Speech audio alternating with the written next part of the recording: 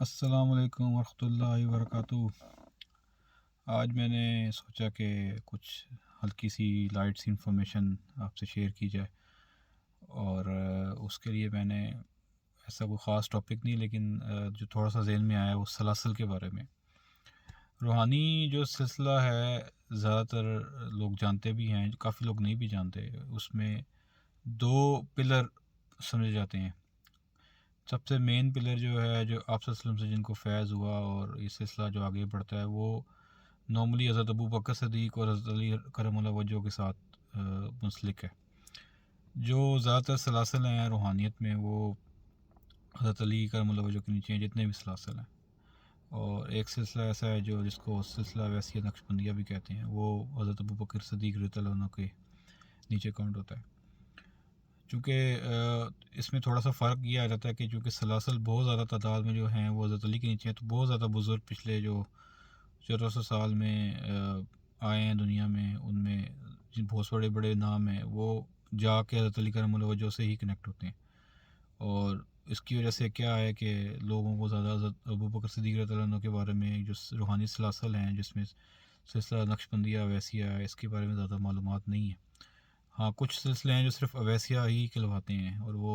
فیض کا طریقہ اویسیہ سمجھتے ہیں، جس کو ڈسٹنس لرننگ بھی کہا جاتا ہے۔ تو اس میں کافی سارے جو بڑے سلاسل ہیں، ایک تو شیخ عبد القادر جیلانی سے منسوب ہے، یہ سب جانتے ہیں۔ اور دوسرا چشتی سلسلہ ہے جو حضرت خواجہ معین الدین چشتی رحمۃ اللہ علیہ سے ہے۔ پھر سلسلہ جنیدیہ بھی ایک ہے، جو سلسلہ حضرت جنید بغدادی رحمۃ اللہ علیہ سے ہے، جس سے عثمان علی بن حجویری رحمۃ اللہ علیہ اور داتا صاحب مشہور ہیں، اس سلسلے سے ہیں۔ اس کے علاوہ سلسلہ صابریہ بھی ہے، سہروردیہ بھی ہے، اور اس کے علاوہ بہت زیادہ سلسلے ہیں جو تقریباً کچھ علم والے لوگ جو بتاتے ہیں تقریباً 200 کے قریب ہیں پوری دنیا میں۔ پھر سلاسل کے ساتھ ساتھ کچھ سلسلے ایسے ہیں جن کا ٹائٹل ڈیفرنٹ ہے، جیسے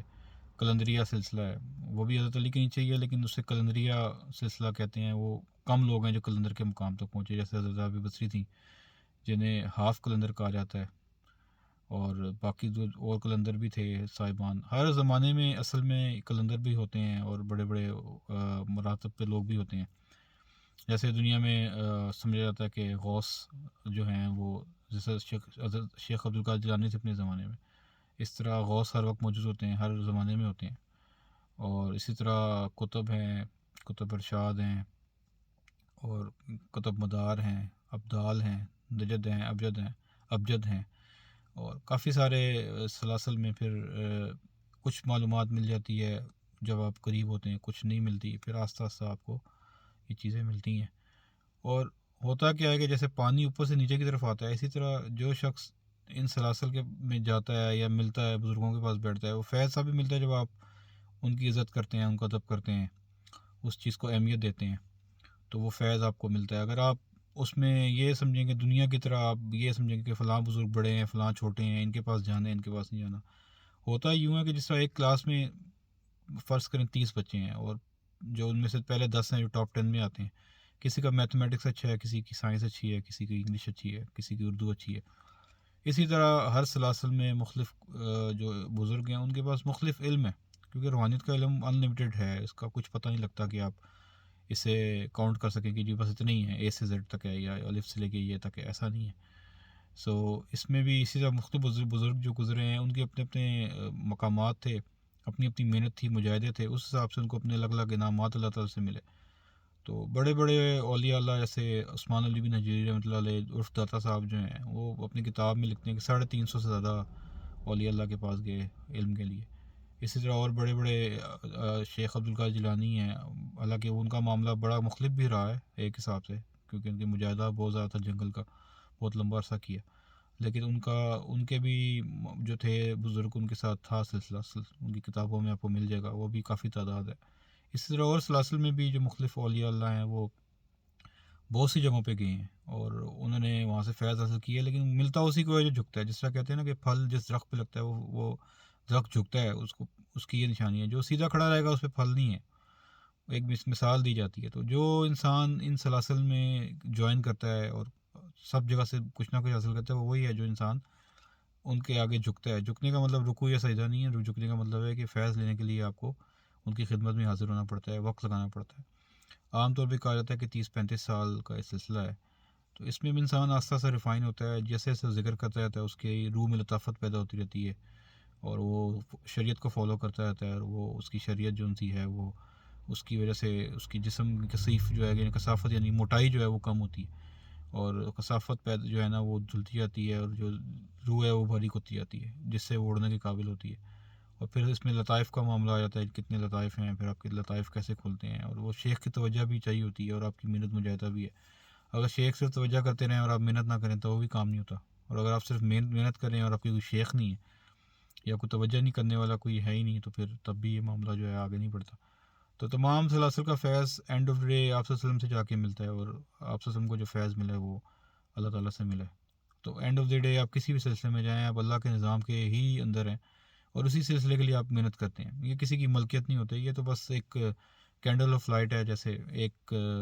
کینڈل سے اگر آپ دوسری کینڈل کو جلائیں، پھر دوسری کینڈل سے تیسری جلائیں، چوتھی جلائیں، تو یہ چلتی جاتی ہیں اور یہ سلسلہ آگے بڑھتا رہتا ہے۔ ایک حدیث میں ایک ریفرنس میں کتاب میں پڑھ رہا تھا کہ ہر ہماری امت کے اندر، مطلب جو ہمارا یہ سلسلہ ہے مسلمانوں کا امت کا، ہر وقت 500 لوگ جو ہیں وہ صاحب فیض ہوں گے، یعنی کہ علم والے ہوں گے یا اولیاء اللہ ہوں گے، یا جو بھی اللہ تعالیٰ کا معیار ہے اس کے مطابق وہ 500 ہی ہیں۔ تو آپ اندازہ کریں کہ 7.5 ارب کی آبادی میں صرف 500 لوگ ایسے ہوں گے، تو ان کو تلاش کرنا واقعی ایک معنی رکھتا ہے، اور مطلب ان سے ملنا، پھر وقت لگانا، پھر یہ مہینوں نہیں سالوں کی بات ہے۔ جب آپ کسی شیخ کے پاس بیٹھتے ہیں تو آپ آہستہ آہستہ ان کے قریب ہوتے ہیں، آپ کو ان کی سمجھ آتی ہے، معاملات کھلتے ہیں آپ پہ، تو کافی ٹائم لگ جاتا ہے اس میں۔ اور پھر آپ کی محنت کتنی ہے، آپ کی توجہ کتنی ہے، آپ پہ آپ کے شیخ پہ توجہ کریں۔ ویسے جو کچھ علم والے ہیں وہ یہ کہتے ہیں کہ آپ جب کسی شیخ کے پاس بیٹھیں تو آپ کا معیار اٹھنے بیٹھنے کا، بات چیت کا ایسا ہونا چاہیے کہ آپ ان کے دل میں اتریں۔ آپ ان کے قریب ہوں گے تو یہ جو علم ہے یہ دل سے دل کو ٹرانسفر ہوتا ہے، تو اس کی سلسلے میں جو ہے یہ ضروری ہے کہ آپ یہ نہ ہو کہ آپ ایسا رویہ رکھیں کہ آپ کو اتنے زمانہ گزرنے کے بعد بھی آپ کو کچھ نہ ملے وہاں سے۔ تو تمام سلاسل میں مختلف ذکر دیے جاتے ہیں، مختلف اولیاء اللہ جو ہیں مختلف طریقے سے اپنے طریقے سے پڑھاتے ہیں۔ کوئی جو ہیں وہ مطلب اللہ کے مختلف نام دیتے ہیں، کچھ لوگ یہ بھی کہتے ہیں کہ کچھ ناموں کے اثر آپ کی روح پہ زیادہ ہوتے ہیں، تو وہ آپ کو آپ کی روح کے حساب سے، آپ کے مزاج کو ٹیلر کرنے کے حساب سے، مطلب اس کو کس طرف لے کے جانا ہے، اس میں کیا کمی پیشی ہے یا کیا چیز زیادہ ہے اس کو کم کرنی ہے، وہ علم والے لوگ سمجھتے ہیں، اس حساب سے آپ کو ذکر دیتے ہیں، اس حساب سے توجہ دیتے ہیں۔ پھر اس میں آپ کی بیسک شریعت کے معاملات بھی وہ کشف میں دیکھ لیتے ہیں کہ یہ بندہ آیا ہے میرے پاس، اور اب یہ کس ذہن کا ہے، یہ کیا چاہتا ہے، یہ کوئی علم کی حد تک آیا ہے یا اس کو اللہ سے کوئی لگاؤ ہے یا اللہ کے رسول سے محبت ہے، یہ آگے جانا چاہتا ہے، تو وہ یہ بھانپ لیتے ہیں، اور وہ آپ اس حساب سے آپ کو ٹرینڈ کرتے ہیں۔ جو شخص جس نیت جس ارادے سے جاتا ہے اس کو اسی کیٹیگری کا علم ملتا ہے۔ تو جو بہتر اس کا جواب ہے وہ دو چیزیں ہیں، ایک تو اللہ کا قرب، اور دوسرا اللہ تعالیٰ کا فضل۔ جو اولیاء اللہ نے ہمیں بتایا، جو بزرگوں نے بتایا، کہتے ہیں کہ اللہ کا قرب مانگا کرو، اللہ کا فضل مانگا کرو، وہ جب وہ چیز حاصل ہوتی ہے تو اس میں سب کچھ ویسے ہی مل جاتا ہے۔ مطلب وہی بات ہے کہ آپ جنت کی تو اگر طلب کریں گے تو جنت ملے گی، صرف دوزخ سے بچنے کے لیے نمازیں پڑھیں گے تو شاید دوزخ سے بھی بچ جائیں گے، سزا سے بچ جائیں گے، جنت میں چلے جائیں گے۔ لیکن اگر آپ اللہ کو مانگیں گے تو اللہ اگر آپ سے دوستی کرتا ہے اور آپ اللہ سے دوستی کرتے ہیں، اگر یہ سلسلہ چل جاتا ہے تو پھر بیسیکلی پھر اللہ تو جو ملے گا تو جنت تو مل ہی جائے گی۔ تو بہتر یہ ہے نا کہ آپ کا معیار جو ہے وہ سب سے بلندی پہ، اور وہ اللہ تعالیٰ کی ذات ہے۔ تو سب سے بلند معیار اللہ تعالیٰ کی ذات ہے، اللہ کا قرب ہے، اللہ کا فضل ہے، وہ اس کے لیے کوشش کرنی چاہیے، نہ کہ یہ کہ آپ خود نظر آئیں چیزیں اور یہ ہوں آپ جنات کے چکر میں پڑ جائیں، شیاطین کے چکر میں پڑ جائیں، یا کوئی اور علم آپ کو زیادہ انٹرسٹڈ ہو تو آپ اس میں رہیں گے تو اس میں آپ آگے نہیں بڑھ سکیں گے، کیونکہ عرش مولا کا فاصلہ زمین سے جو ہے نا وہ 50,000 سال بتایا جاتا ہے۔ تو آپ اندازہ کریں کہ کتنا زیادہ فاصلہ ہے، اس کو طے کرنا وہ آسان کام نہیں ہے، اور اس کے لیے بہت وقت چاہیے، اور یہ تبھی ممکن ہے کہ آپ دنیا کا بوجھ ختم کر کے اپنے اوپر سے صرف سیدھا اوپر کی طرف منزل کی طرف اپنی نظر رکھیں، اور درمیان میں آنے والی رکاوٹیں جو ہیں، جو چیزیں ہیں، ان کی طرف توجہ ہی نہ کریں اور آگے بڑھتے جائیں، اور کسی کے ساتھ نہ الجھیں، بس اپنا توجہ جو ہے وہ آگے منزل کی طرف رکھیں۔ یہ بہت ساری چیزیں ہیں، ایک جنرل گائیڈنس ہے، اس کے علاوہ تو باقی یہ ہے کہ صحبت کا اس میں بہت کمال ہے۔